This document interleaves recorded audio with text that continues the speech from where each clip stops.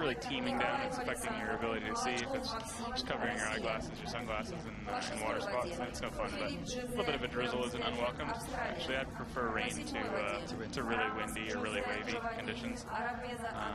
We've got a cracking event coming up now. It's the K2 Men 200. Arguably, the performance of the last couple of weeks was from lane number 4, Yuri Postogay, Alexander Dajchenko. The way they are moving this forward. I believe they had a time of like 31 seconds last week, and staggering time, 1 in 32.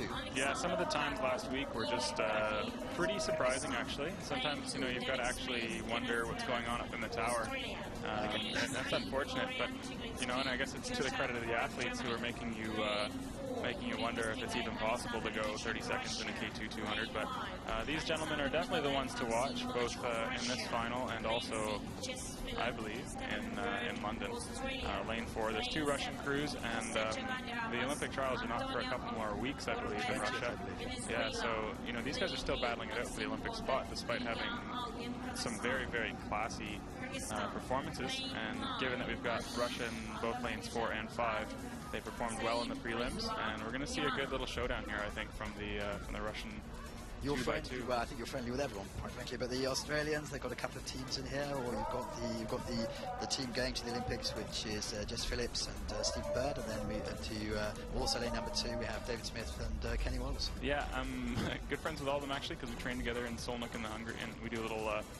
It's called the Summer of Pain, or whatever we want to call it, because we all get together and just. I don't know what the C2 is doing heading up the course on the left side. It's a little bit surprising.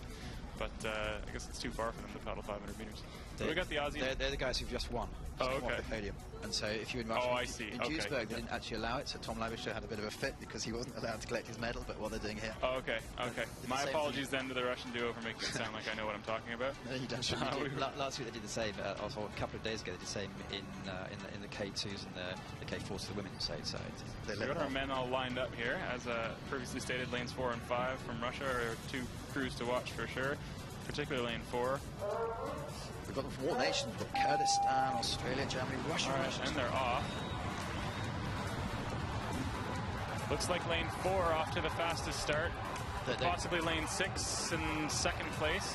Lane 4, Dajchenko, Postogay, they look like they're storming it. Yeah, lane 4 is just showing the class of the field right now, but we've also got lanes 5 and 6 showing how fast they can move. Young crew in lane 3 from Germany.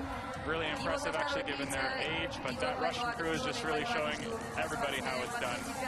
25 meters to go, and the Russians get a win by a boat length, which must be way. They might even have had open water there. The second Russian crew in lane 5, Nikolevin Molotov, and then in third place, if my eyes don't deceive me, was Jesse Phillip and Stephen Bird from Australia. So congrats to the Aussies for cracking the podium there. That's good, because they came 9th last week, so it's definitely on the way up here. Yeah.